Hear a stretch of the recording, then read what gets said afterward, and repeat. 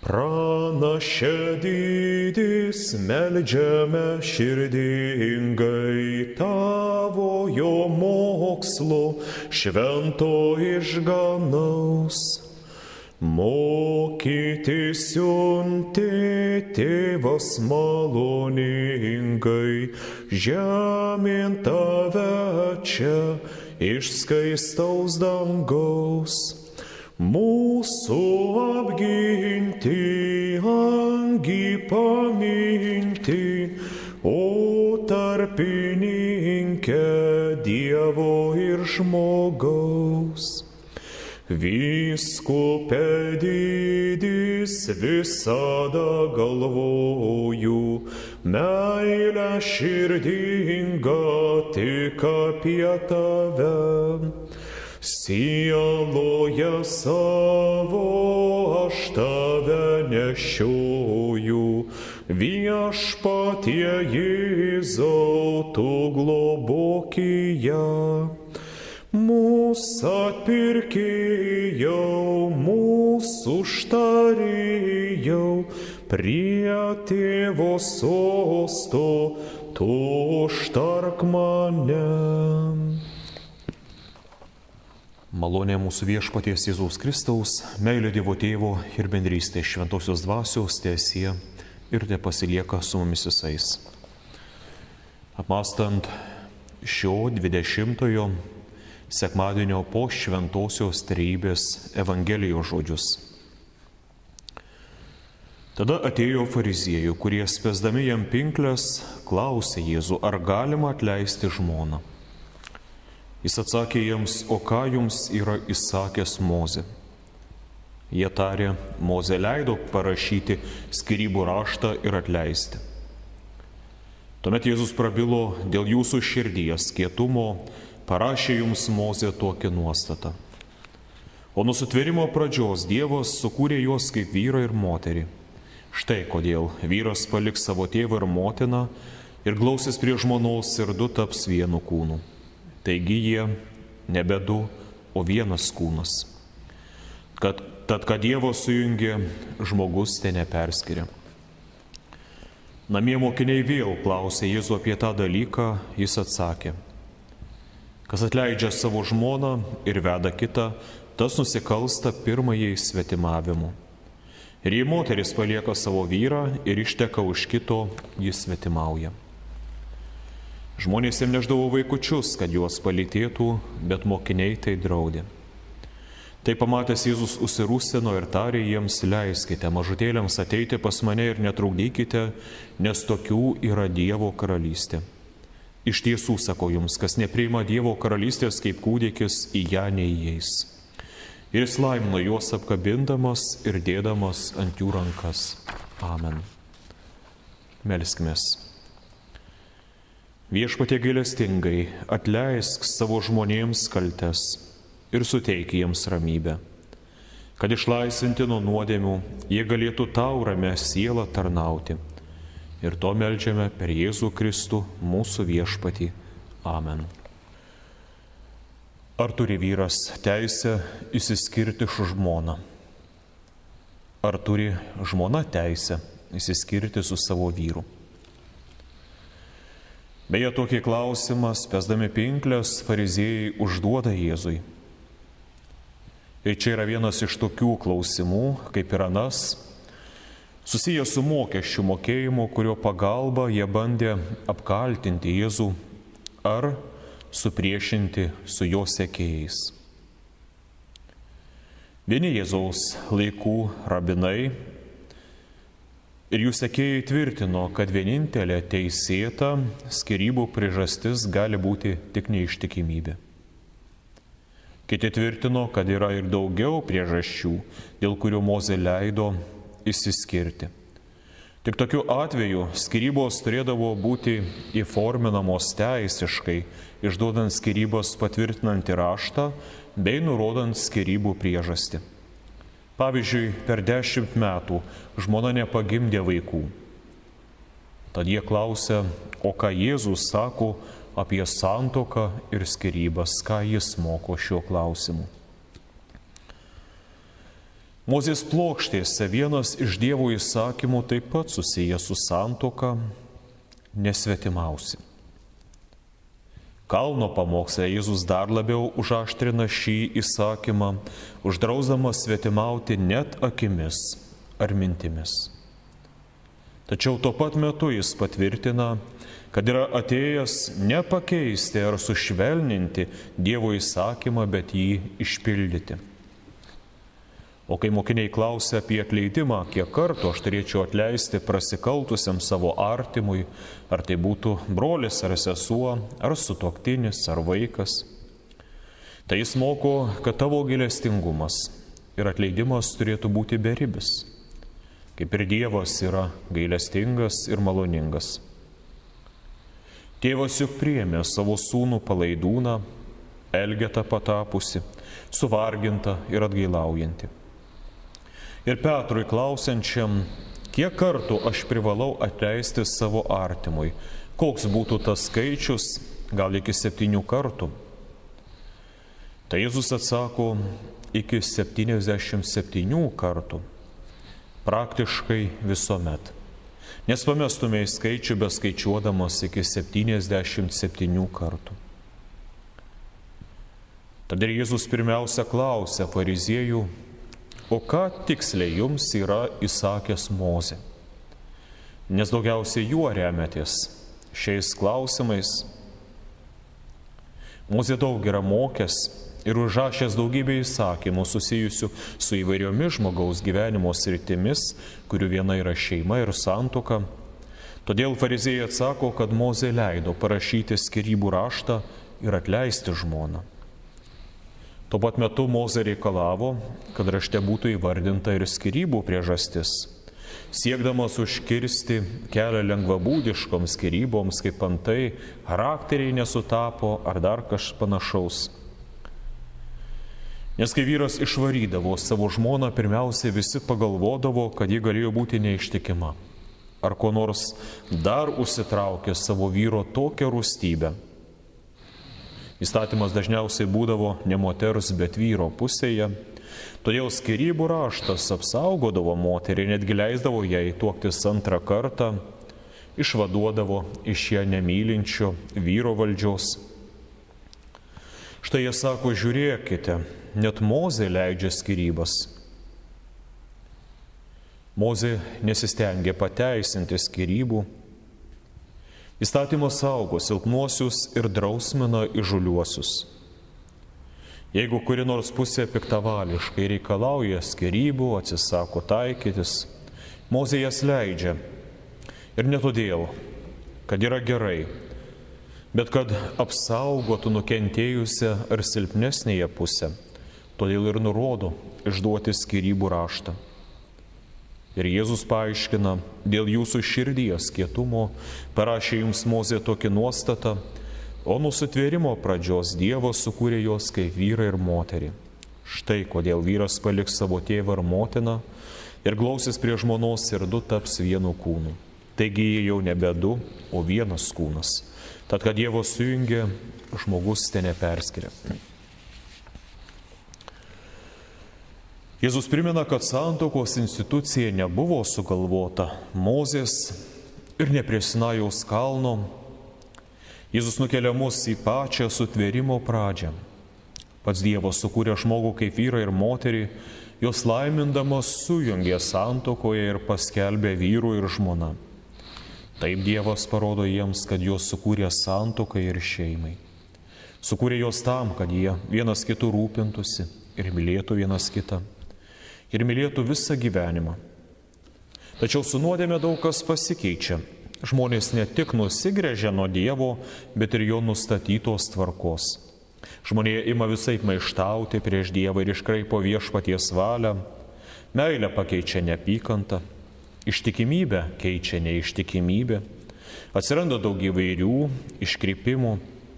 Ir tokiame pasaulyje Mozė mums primena apie Dievo valią, įsakydamas nesvetimausi arba neperžengsi santuokos. O nekenčiančiam savo sutuoktinio ar pasidavusiam įvairiems geismams, aptemdžiusiems protą, jis leidžia išduoti skyrybų raštą. Skyrybų raštas laisvu padaro ne nusidėjėlį, pasidavusi savo geismams, kuris yra ne kas kita kaip nuodėmės vergas, bet nukentėjusiąją pusę. Didžiausia klaida, kuomet į santuoką pradeda žiūrėti kaip į bausmę arba naštą.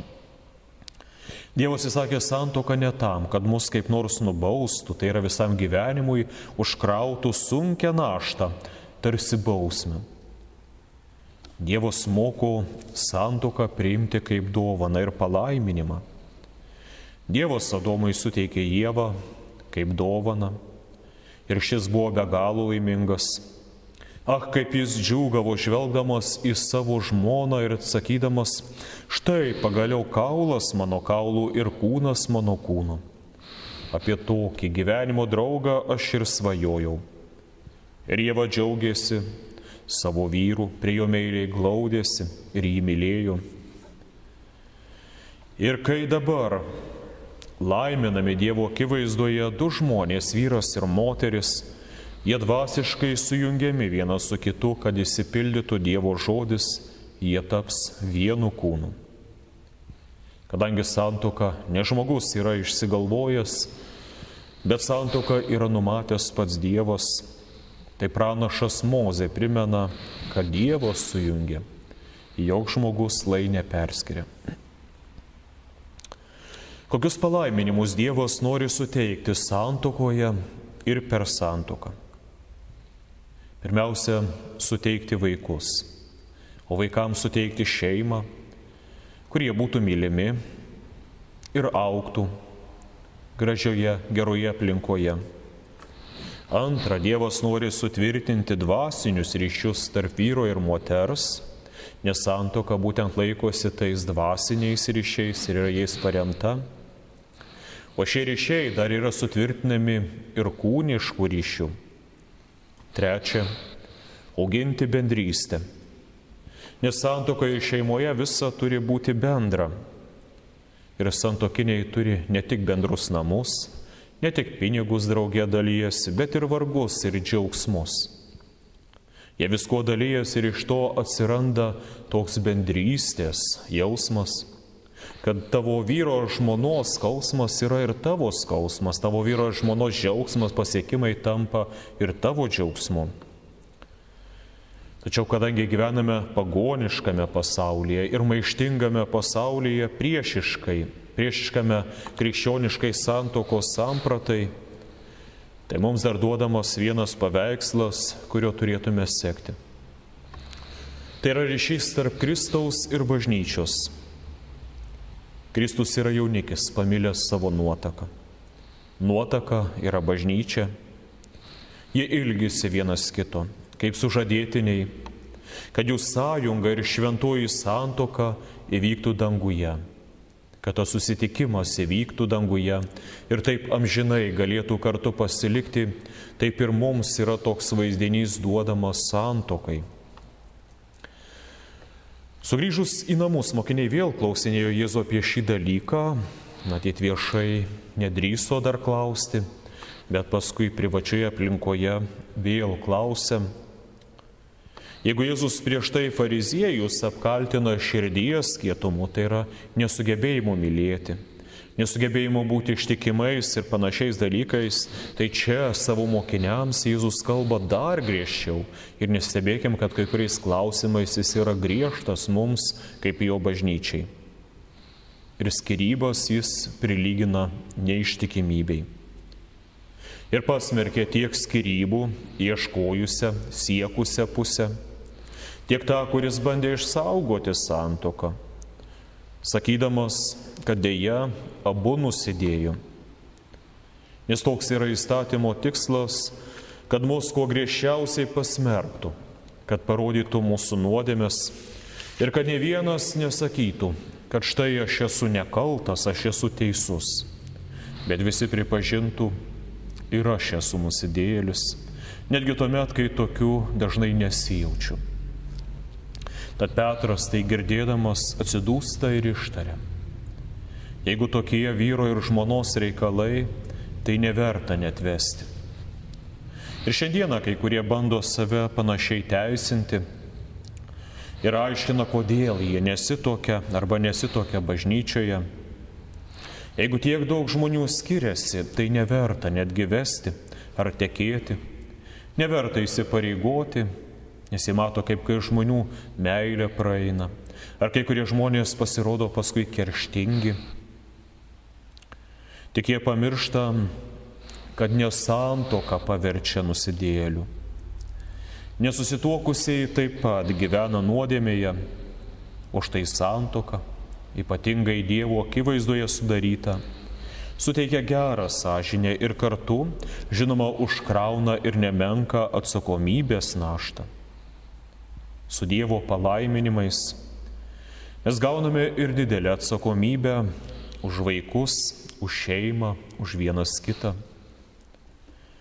Santuoka nėra tam, kad susituokusiai galėtų vienas kitą legaliai kankinti ar lenktyniauti, kuris kurį greičiau į kapus nuvarys. Santuoka nesuteikia vyrui teisę smurtauti prieš žmoną, o žmonai kaip nors niekinti, žeminti savo vyrą. Santuoka yra tam, kad šventume ir meilėje sutuoktiniai vienas kitų gražiai rūpintųsi, patarnautų vienas kitam, lietų gyvenimo kelionėje ir viską priimtume kaip Dievo dovaną. Kaip girdėjome, Dievas sukūrė žmogų ne vienatvei, bet santuokai ir šeimai, bendrystei su kitais žmonėmis, ypatingai su artimaisiais. Tačiau yra ir kitokių žmonių. Kristus kalba, kad yra eunuchų, kurie tokiais gimė. Gimė tokiais, kad jie negali turėti šeimos, o jeigu turi šeimą, negali susilaukti vaikų. Jie gimė kitokiais. Tačiau yra ir tokių, kuriuos tokiais padarė žmonės. Daug dabar žmonių, sakydami, mes esam kitokie, reikalauja kitokių santuokų. Pavyzdžiui, vienalyčių, sakydami, kad jie yra kitokie. Tačiau Kristus kalba, kad daugelis negimė tokiais, bet juos padarė žmonės. Ir jų pačių kaltė tame nėra pati didžiausia. Jei tam tikros aplinkybės būtų susiklošysios kitaip, gal jie būtų buvę kitokiais. Štai kodėl mes kaip krikščionys turime stengtis visuomet savo vaikams suteikti sveiką, jaukę, mylinčią aplinką, kurioje galėtų augti saugiai, visokiojopai vystytis kaip asmenybės, matydami gerus ir sektinus pavyzdžius. Bet į tą temą daugiau nesigilinkime, nes Kristus dar kalba, kad yra ir tokių, kurie save padarė eunuchais dėl dangaus karalystės, tai yra pasirinkusių vienuolišką gyvenimo būdą, kad galėtų gyventi visokiojopą maldingą ir pamaldų gyvenimą. Ir tai yra geras, garbingas pasirinkimas, bet čia noriu atkreipti dėmesį, kad Kristus nesako, kad to iš jų reikalavo Dievas, ar kad to Dievui būtinai reikia, kad be to pasaulis sugriūtų. Bet jie tai pasirinko dėl dangaus karalystės. O palaimintas, nemažiau palaimintas, kelias žmogui nuo sukūrimo yra gyventi santuokoje ir šeimoje. Jėzus atėjo ieškoti ir gelbėti tų, kurie buvo nuklydę. Ypatingai tų, kuriuos griežtai pasmerkė įstatymas, kaip nusidėjėlius. Štai kad ir nelaiminga samarietė prie šulinio, jau turėjusi 5 vyrus, sugyventinius ir dabar gyvenanti su 6. Jėzus ją užkalbina, kad taptų jos gelbėtoju. Ir moteris, kuri buvo sugauta svetimaujant ir įtūžusi minia reikalavo jos mirties, užmėtant akmenimis pagal Mozės įstatymą. Ir ją užsistojo Jėzus sakydamas, kas iš jūsų be nuodėmės, tegul pirmas į ją paleidžia akmenį. Padarydami kokią nors nuodėmę, ar mažą, ar didelę, mes prarandame, pametame kelią į dangų. Ir deja, ramiu ir teisiu gyvenimu, kaip mums dažnai atrodo, mes nesame pajėgus vėl atgauti ar nusipelnyti dangų.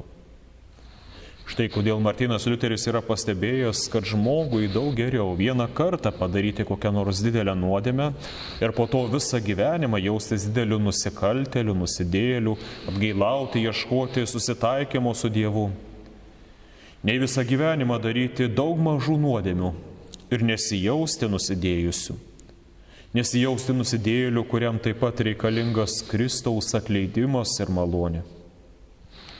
Štai kodėl Jėzus taip griežtai kalba ir apie santuoką ir skyrybas, primindamas, kad netgi tas, kuris bando save raminti, jog teisiškai aš atlikau viską teisingai, turiu visus raštus, esu nekaltas, nors ir išsiskyręs, ar netgi dar kartą susituokęs, mano akyse Viešpats sako, toks irgi yra nusidėjėlis.